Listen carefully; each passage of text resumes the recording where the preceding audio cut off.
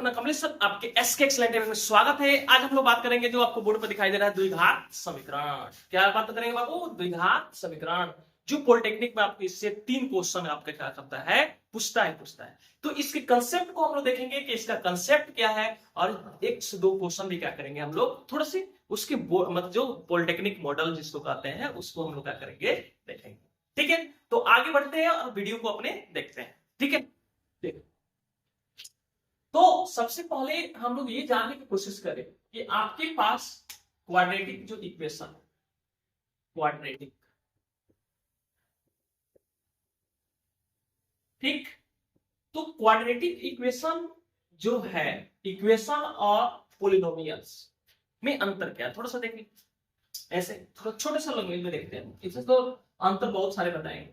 जैसे मान लीजिए अगर 2x स्क्वायर प्लस मान लीजिए कि आपके पास 4x है, तो इसको हम लोग इस समय क्या कहेंगे? पोलिनोमियल। क्या कहेंगे बाबू? पोलिनोमियल, यानी इसको हम लोग बहुपद कहेंगे। ठीक, क्या कहेंगे? बहुपद कहेंगे। बल्कि अगर इसी के वैल्यू को जब हम लोग किसके बराबर करें, 0 के बराबर करेंगे, तो ये आपके पास इक्वेशन है। क्या कहेंगे? इक्वेशन। तो जो हम लोग आज टॉपिक जो पढ़ने जा रहे हैं वह आपके पास क्वाड्रेटिक इक्वेशन है। तो इक्वेशन का मतलब होता है कि जो उसका पोलिनोमियल्स होगा, उस पोलिनोमियल्स का वैल्यू 0 के क्या होगा, बराबर। बात समझ में? तो आगे देखते हैं कि भाई इसका स्टैंडर्ड फॉर्म क्या होता है, इसका मानक रूप क्या होता है, ठीक है, इसका व्यापक रूप क्या होता है। ठीक है ना, तो देखते हैं। तो अब देखने की कोशिश करें कि इसका जो आपके पास स्टैंडर्ड फॉर्म होता है, कौन सा फॉर्म? Quadratic equation. तो स्टैंडर्ड जो फॉर्म होता है,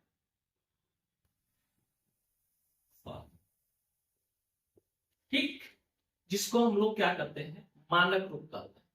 कौन सा रूप? मानक रूप। तो मानक रूप जो होता है आपके पास X square plus B X plus क्या होता है, C not equal to, sorry, zero. Equal to क्या होता है? जीरो। तो अब देखने की कोशिश करें कि इक्वल टू 0 होता है जहां आप लिखिएगा कि ए बी सी एक कौन संख्या है, रियल नंबर, यानी वास्तविक संख्या। वास्तविक क्या है? संख्या है। ए नॉट इक्वल टू क्या हो? 0। ए नॉट इक्वल टू क्या हो? 0। तो उसी को हम लोग क्वाड्रेटिक इक्वेशन के नाम से जानते हैं। जैसे मान के चले कि आपके पास 3x square plus 4x plus 7 equal to कितना दे दिया, तो ये भी आपके क्वाड्रेटिक इक्वेशन। मान लीजिए कि आपके पास 4x square plus 6x minus 7 equal to 0, ये भी आपके पास क्वाड्रेटिक इक्वेशन है। उसके बाद मान के चले कि आपके पास -3x square plus 4x plus 9 हो गया, ये भी आपके इक्वल टू क्या हो गया बाबू? 0। ये भी आपकी क्वाड्रेटिक इक्वेशन है। मान लीजिए 3x स्क्वायर प्लस 4 दे दिया माइनस 4 इक्वल टू 0, ये भी आपकी क्वाड्रेटिक इक्वेशन है। अब भाई कौन नहीं है इसकी समझने की कोशिश करते हैं हम लोग कि अगर आपके पास 3x प्लस कितना दे दिया, 4 इक्वल टू 0 दे दिया, तो ये आपका क्वाड्रेटिक इक्वेशन है।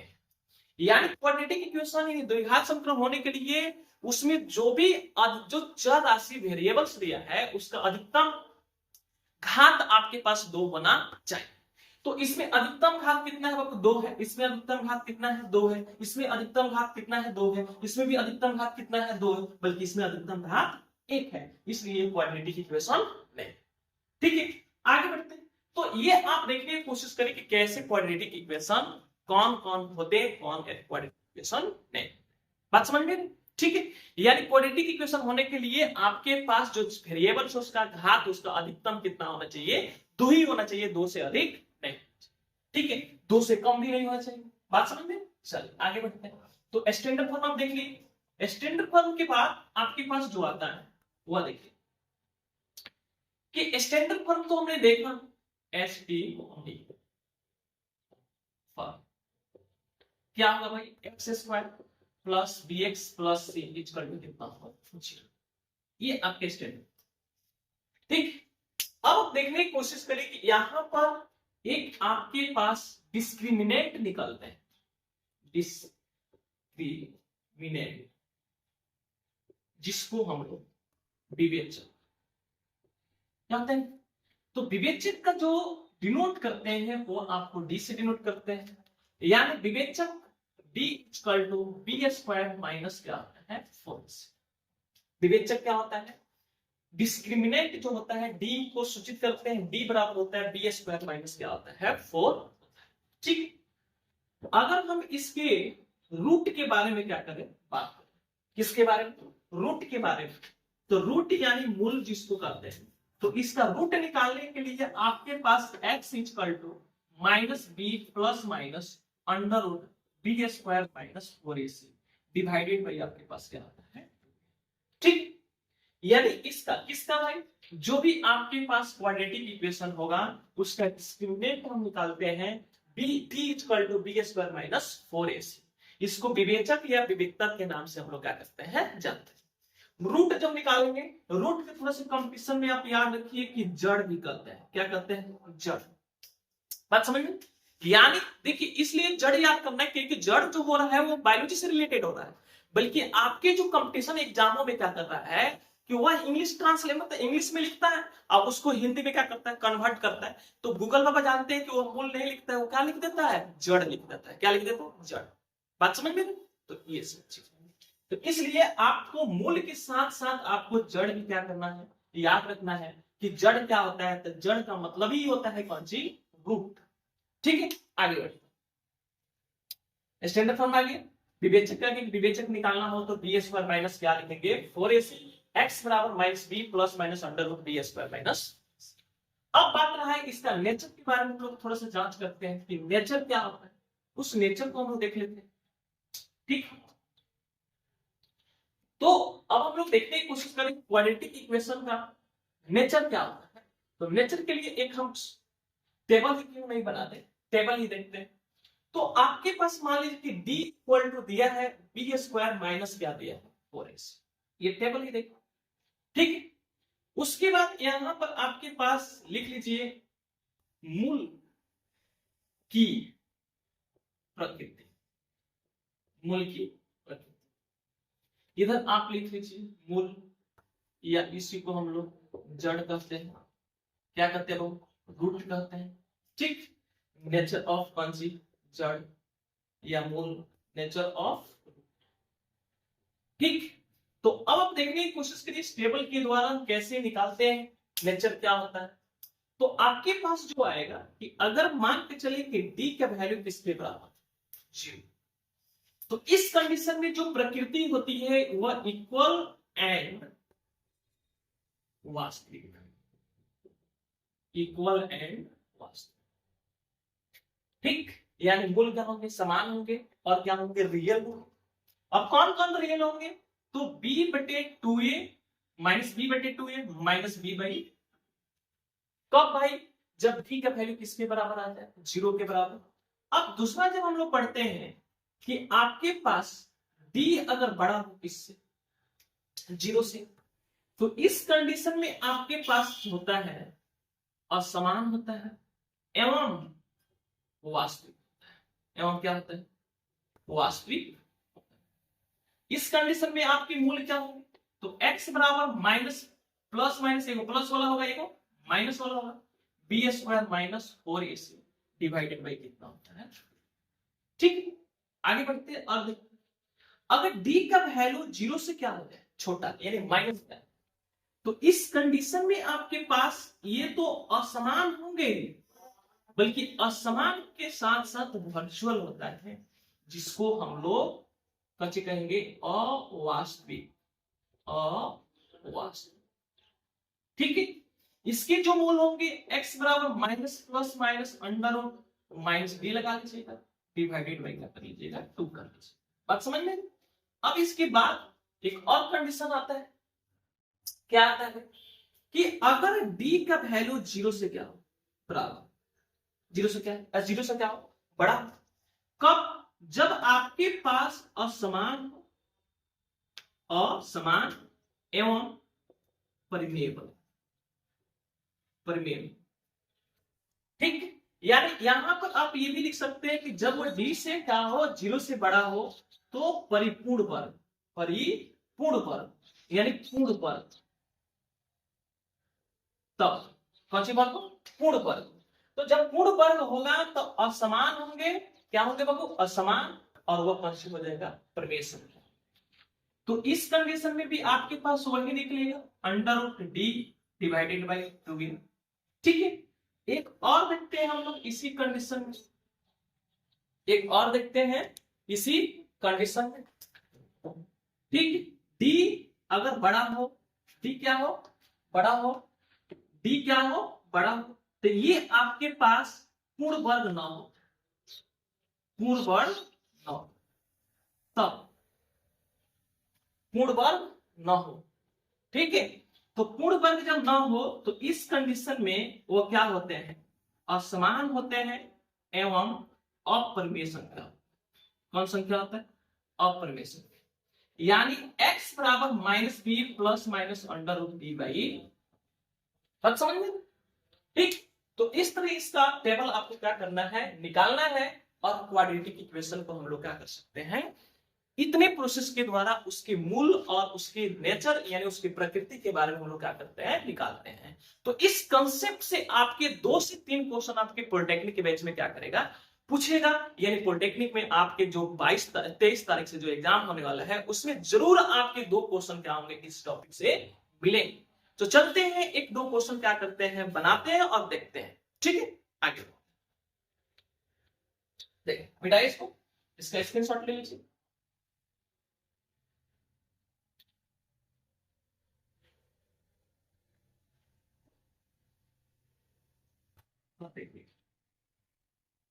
क्वेश्चन चलते हैं, क्वेश्चन में हम लोग देखने की कोशिश करते हैं। क्वेश्चन नंबर 1, मान लीजिए कि आपसे क्वेश्चन पूछते हैं कि X square plus 4x plus 4 equal to 0। अब आपसे क्या पूछे क्वेश्चन? क्वेश्चन ये पूछे कि इनकी प्रकृति बताना है, इनकी विवेचक बताना है, इन्हें डिस्क्रिमिनेंट बताना है। उसके साथ साथ आपसे ये पूछा गया कि भाई इसके जो मूल है उस मूल के मान को भी क्या करना है? निकालना है। तो 3 क्वेश्चन पूछा है। तो सबसे पहले हम देखेंगे कि यहां आपके पास a बराबर कुछ नहीं है, यहां पर तो 1, b बराबर कितना है बाबू? 4 है, c बराबर कितना है बाबू? 4 है। तो आप जानते हैं कि सबसे पहले उसकी प्रकृति निकालने के लिए हमको डिस्क्रिमिनेंट का वैल्यू निकालना पड़ता है।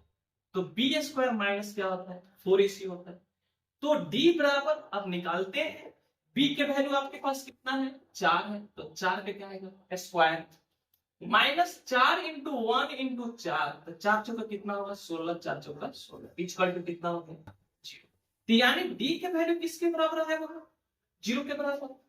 किसके बराबर है? 0 के बराबर। तो अब इसमें हम देखने की कोशिश करते हैं, पहला जो आपकी कंडीशन आएंगे, पहले आपके कौन से आएंगे? कंडीशन जो आएगा कि क्या होगा अगर हम इसके नेचर के बारे में बोलते हैं, यानी प्रकृति के बारे में। इसके बारे में, प्रकृति के बारे में।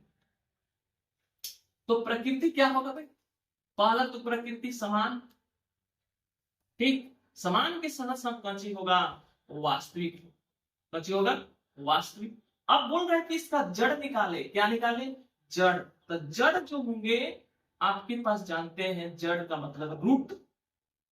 रूट आपके पास x बराबर माइनस बी बाई 2a, और एक और होता है आपके पास x बराबर माइनस बी बाई। तो आप देखने की कोशिश करें कि पहला x बराबर माइनस बी के वैल्यू कितना है? 4 है, तो माइनस हम कितना लिख लेंगे?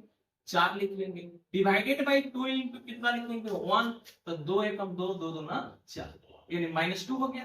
तो एक जब -2 है तो दूसरा भी क्या होगा? -2 होगा, क्योंकि इसका नेचर ऑलरेडी पहले से पूछ चुका है कि कौन सी होगा? समान।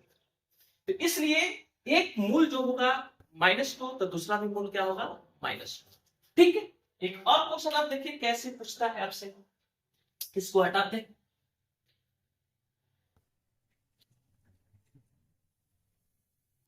क्या कर रहे हैं क्वेश्चन? जिसे मान के चले कि क्वेश्चन नंबर 2 टाइप से देखते हैं। अगर आपसे क्वेश्चन ये पूछ दिया कि X square plus P x plus 25 and 25 equal to 0 है तथा इनके मूल, ठीक, इनके मूल क्या है? समान एवं वास्तविक, समान एवं कौन सी है, वास्तविक। ठीक है, तो बोल रहे हैं कि P का मान क्या करें, निकालें। तो P को क्या करें, ज्ञात करें। तो भाई समान कब होता है, जब D का वैल्यू किसके बराबर हो, 0 के बराबर। ठीक है, तो देखने की कोशिश करें। सबसे पहले हम लिखेंगे question, x square plus P x plus 25 equal to आपके पास 0। तो आप देखने की कोशिश करिए कि a बराबर आपके पास कितना है 1, b बराबर आपके पास p, c बराबर आपके पास 25 हो गया। तो अब क्वेश्चन क्या कह रहा है, क्वेश्चन ये बोला है कि मूल क्या है, समान है और वास्तविक है। तो समान और वास्तविक कब होते हैं, जब d का वैल्यू क्या होता है, 0 के बराबर होते हैं।